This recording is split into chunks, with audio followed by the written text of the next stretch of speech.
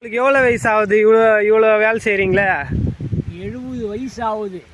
70 வயசுமா இந்த வேலை தான் செய்யணும். 70 வருஷமா இந்த வேலை தான் செய்கிறீங்களா? விவசாயம் தான் பண்ணுறீங்களா? பண்ணுறோம். ஆள்லாம் யாரும் வரமாட்டாங்களா கூட வேலை செய்யறதுக்கு?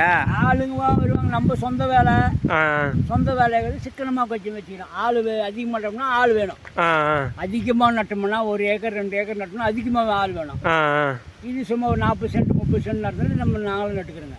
அதனால ஆள் இல்லாமல் நம்மளே சொந்தமாக நம்மளே செஞ்சுக்கலாம் அப்படின்ட்டு. சரி தாத்தா.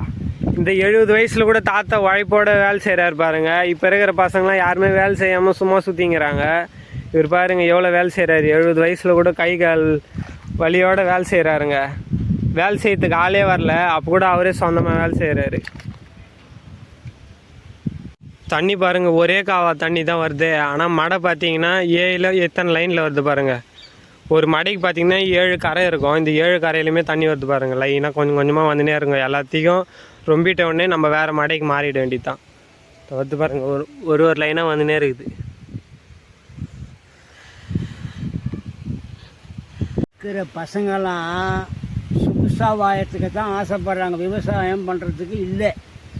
விவசாயம் பண்ண முடியாது, ஏறு ஓட்ட முடியாது, நட முடியாது, கட்டடிக்க முடியாது, எதுவும் செய்ய முடியாது. இப்போ படிச்சுட்டு வேலைக்கு போகிறாங்க. சொகுசாக இருக்கணும்னு தான் ஆசைப்பட்றாங்க. இருக்கிற நிலத்தையே விற்று விட்டு சொகுசாக இருக்கலான்னு ஆசைப்பட்றாங்க.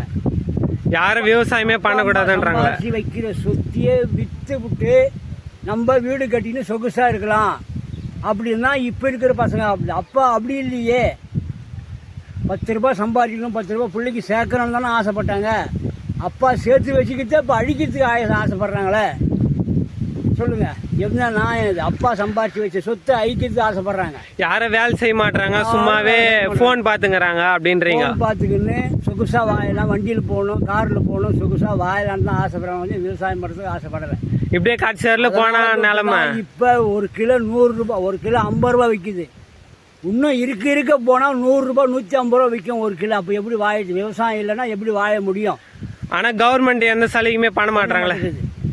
சும்மா சொல்கிறாங்க எல்லாத்தையும் இது பண்ணுறேன் அது பண்ணுறேன்ட்டு செய்யணும்னு சொல்கிறாங்களே வச்சு மீதி எதுவும் செய்யலை.